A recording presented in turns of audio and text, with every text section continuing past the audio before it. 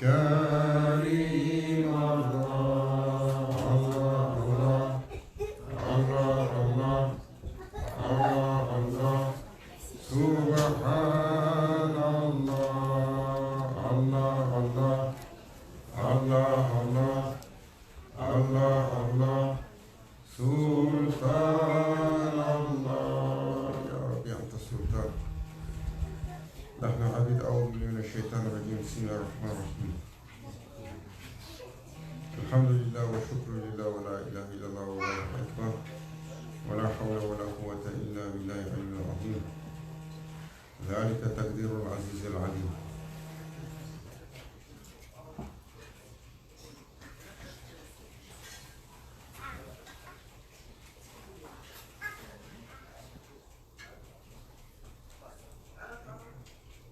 Un verset de Surat Yasin que l'on récite lorsqu'on fait le voyage pour la protection. Toujours Maulana Cheikh, il nous fait réciter ça 100 fois. Bismillah ar-Rahman ar-Rahim. Dhalika taqdirul azizil alim. Car c'est un verset qui traite, qui manifeste la toute-puissance du Seigneur des mondes. It's about the absolute mightiness of Allah Azza wa Jalla. A might, a reality that beyond any comprehension.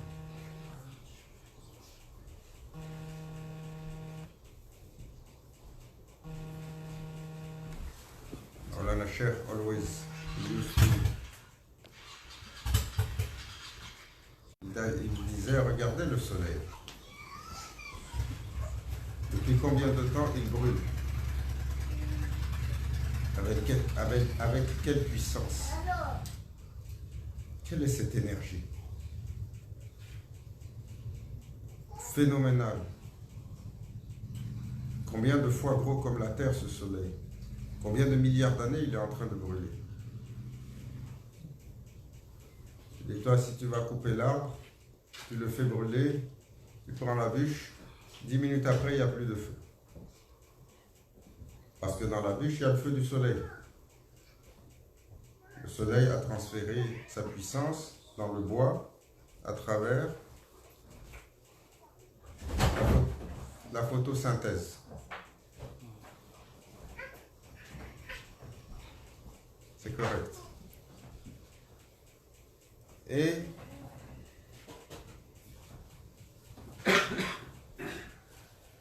toujours, il nous disait, mais qui soutient cette énergie? Qu'est-ce qui soutient une telle puissance, une telle manifestation d'une telle puissance que l'humain n'arrive même pas à mesurer? We have absolutely no ability to understand how powerful is the sun. Just light up a big fire, like the fire of Nimrod, pile up wood for 1 year, light up the fire, or blow a nuclear detonation.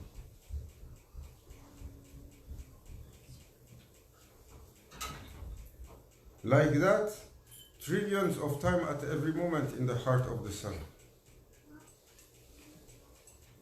Where it's proceeding from? C'est une manifestation de la toute-puissance d'Allah.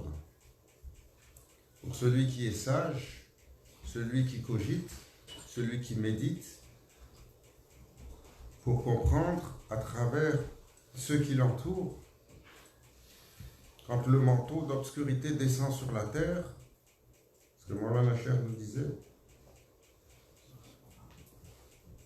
prenez signe de cette puissance des ténèbres qui descend sur cette terre.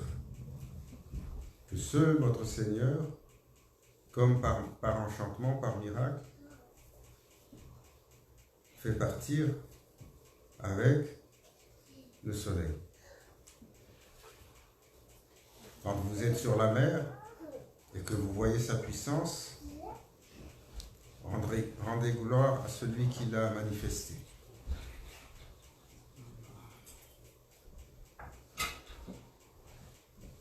quand vous êtes sur la manifestation de la puissance qui déferle des cieux quand la pluie descend et que l'orage vient, rendez gloire à la suprématie et à la puissance de votre Seigneur. Tout ça, pour le serviteur, des signes à celui qui sait voir, qui sait observer.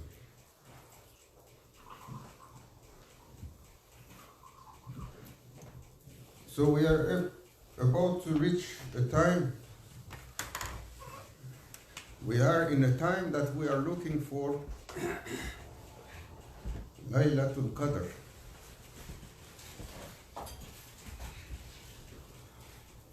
Laylatul Qadr, Allah Azza wa Jal described it, خير من ألف شهر. It's better than 1,000 months, that night. تنزل الملائكة والروح في بإذن ربهم من كل أمر. What was descended on that night?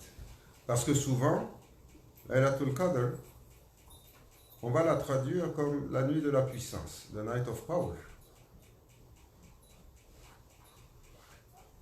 Qudra is power, but it's a mighty power run by divine destiny.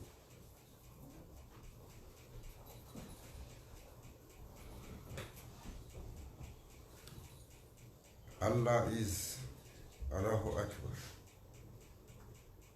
Allah is Mutakabbir.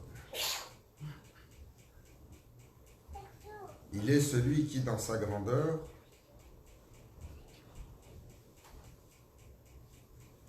anéantit toute chose. Et l'humain a été honoré parmi les créatures pour recevoir de la manifestation de son Seigneur. L'humain a été honoré parmi les créatures pour être celui qui peut comprendre, celui qui est éligible à comprendre, à s'élever, à recevoir la parole d'Allah et à s'élever dans une manifestation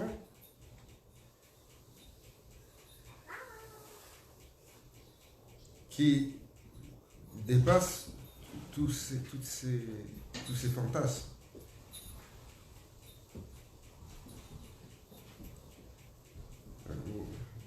Aujourd'hui, depuis les 50, 60, 70 dernières années, l'Amérique nous nourrit avec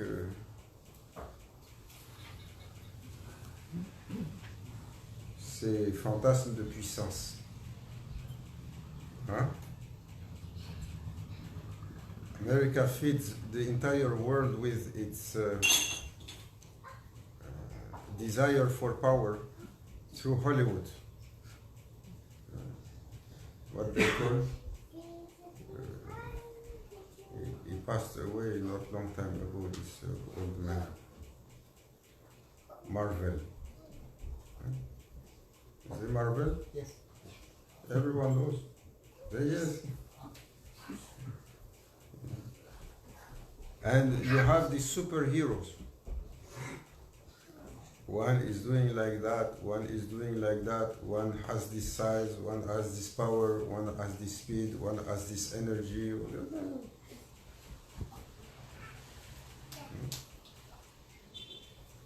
Where it proceeds from? Why, quand vous prenez les jeunes, vous prenez les enfants et les moins jeunes, dès qu'ils voient ça, hein, comme les films chez nous, hein, dans les pays du tiers-monde. Quand tu vas au cinéma, quand il y a une action qui est bien chaude, tout le monde se lève dans la salle et commence à applaudir et commence à sauter sur les chaises. Hein?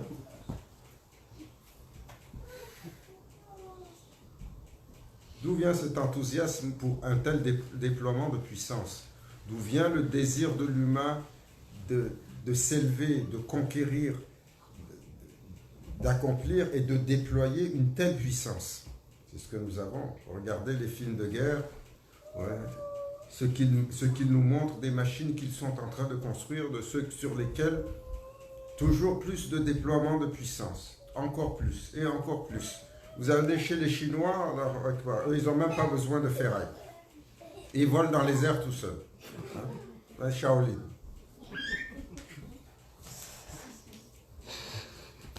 Vous allez chez les Iraniens, ils vont vous raconter l'histoire de leurs ancêtres, dont ils sont beaucoup plus fiers que Inch'Allah Bissalam, dont ils sont beaucoup plus fiers que Sayyidina Salman Farisi. Sayyidina Salman Farisi, il vaut 1000 fois tous vos ancêtres ensemble. Et encore plus. Et Allah sait. Hein? Vous allez chez les gens du Jolof ou les gens les gens du Mali. Ils vont vous parler de leur ancêtre. Un qui était si fort qu'il n'y a rien qui pouvait l'arrêter. Ils avaient de telles forces qu'il fallait faire intervenir des sciences occultes pour pouvoir les arrêter.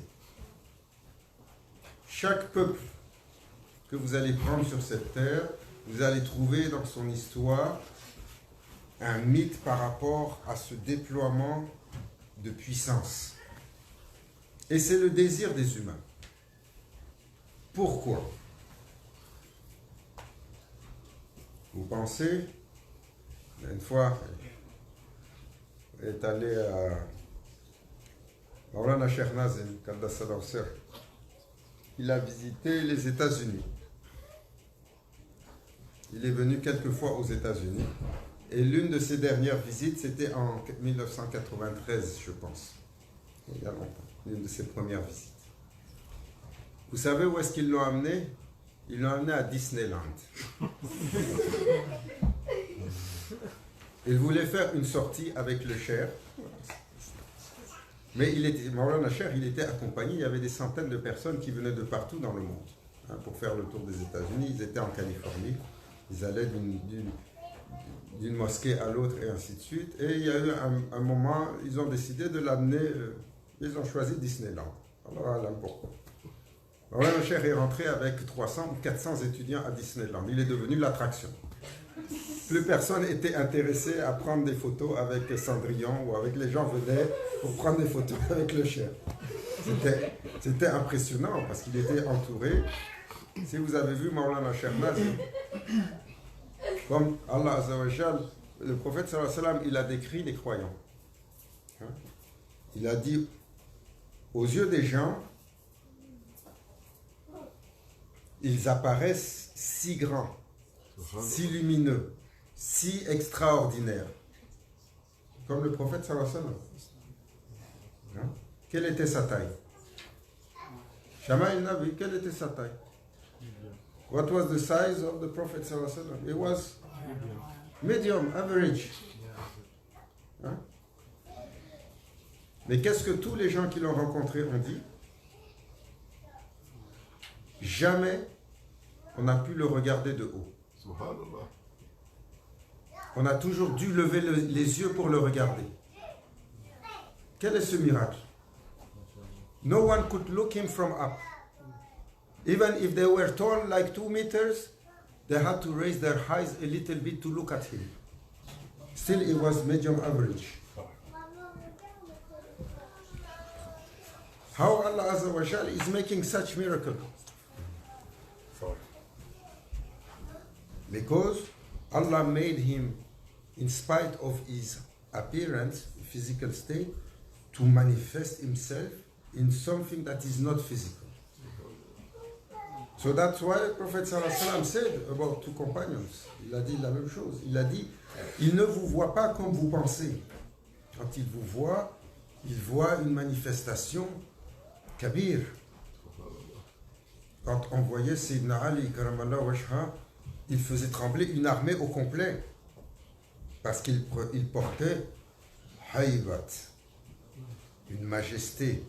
Il portait une manifestation de la présence divine qui, dans sa réalité, a fait trembler même le prophète sallallahu alayhi wa sallam. Lors de Isra al-Miraj, quand il est arrivé au Kursi, il y a eu un lion qui était assis à la droite du trône d'Allah, qui était si majestueux dans sa manifestation de puissance que le prophète a sursauté. Allah lui a dit, tu ne le reconnais pas, Ali, Sadoul al-Gharib, le majestueux lion d'Allah. C'est sa manifestation. Alors, ils l'ont rentré à Disneyland. Il est devenu l'attraction. Et bien entendu, ils ont amené Maulana Cheikh dans quelques manèges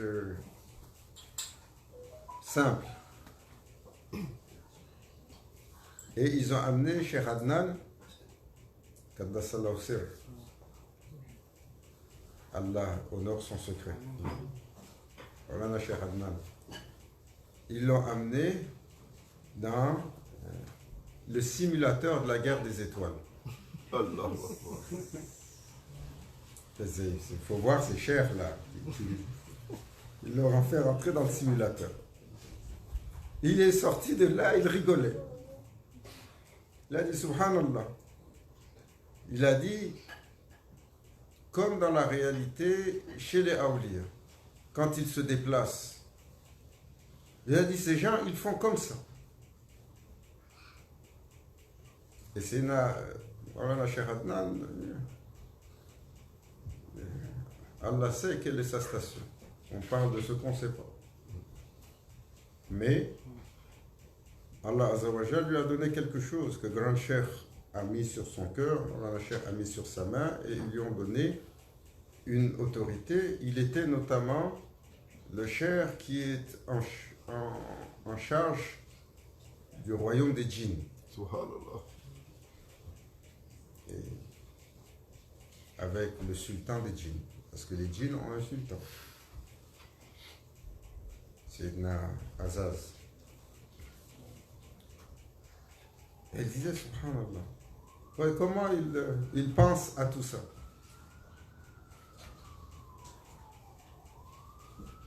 Et ça, c'est des gens de réalité qui vous disent, ils sont inspirés pour faire ces choses-là, pour ouvrir les yeux à l'humain.